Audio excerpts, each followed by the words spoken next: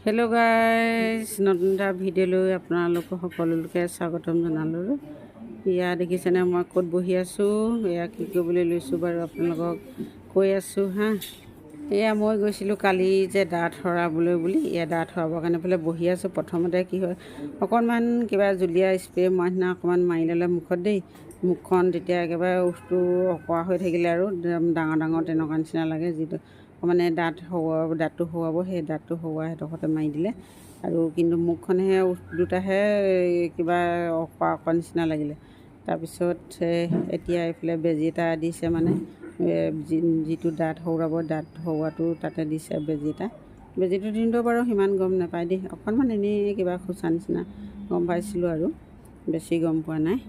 কিন্তু এনেই মানে ভয় ভয় ভাৱ এটা লাগি থাকে দেই, সৰুৱাম যেন বহুত দুখ পাম তেনেকুৱা ধৰণৰ লাগে। কিন্তু বুকুখন ঢিপিক ঢিপিক মাৰি থাকে, মোৰ তেনেকুৱা এটা ভাৱ হৈছিলে। আপোনালোকে বাৰু কোনে কোনে দাঁত সৰুৱাই পাৰিছে জনাবচোন হা, আপোনালোকৰ কেনেকুৱা লাগে, ফিলিংছটো কেনেকুৱা লাগে আপোনালোকৰ, যে দাঁত সৰুৱাবৰ সময়ত কি লাগে, কি কথা, বহুত দুখ পাম যেন তেনেকুৱা লাগে।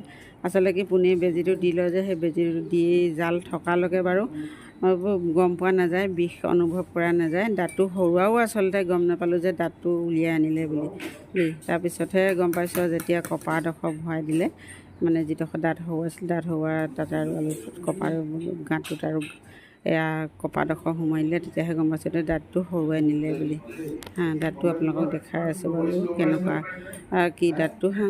আচলতে কি মোৰ দাঁতটো বোলে এডোখৰ ফাটি গৈছিলে, গতিকে বিষ অনুভৱ হৈ আছিলে আৰু কিবা কিবি তাত সোমাই থাকে নাই খোৱা বস্তু, সেইটো কাৰণে বেছি অকণমান প্ৰব্লেম হ'ব বুলি ক'লে আৰু সেই গতিকে সৰুৱাই দিলোঁ আৰু একে কোবতে। আৰু বিষ মানে এইকেইদিন ইমান বিষ হৈ আছিলে নহয়, বিষত থাকিবই পৰা নাছিলোঁ।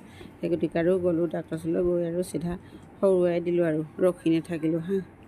আচলতে মোৰ দাঁতো আগতে পোকে খোৱা দাঁত আছিলে আৰু দাঁতবিলাক মানে খৰ গৈ গৈছে। সেই গতিকে আৰু অকণমান কিবা এটা টান বস্তু চুবাবলৈ অসুবিধা হয়, অকণমান টান বস্তু চুবালে আৰু আলুটোতে লাগি গৈ চিধা গৈ মানে এয়া কাকা এনেকুৱা হৈছে দাঁতৰ প্ৰব্লেম জনাবচোন। আৰু কি কৰে আপোনালোকে বাৰু ঘৰৰ ট্ৰিটমেণ্ট তাকো জনাব হা, জনাবলৈ নাপাহৰিব। এইফালে ডক্টৰে চাওক দাঁতটো উঘালিবৰ কাৰণে চেষ্টা কৰি আছে দেই। অকণমান সময় লাগিলে বাৰু, 3 মিনিটমান লাগিলে চাগে, 2-3 মিনিট দাঁতটো উঘালিবৰ কাৰণে।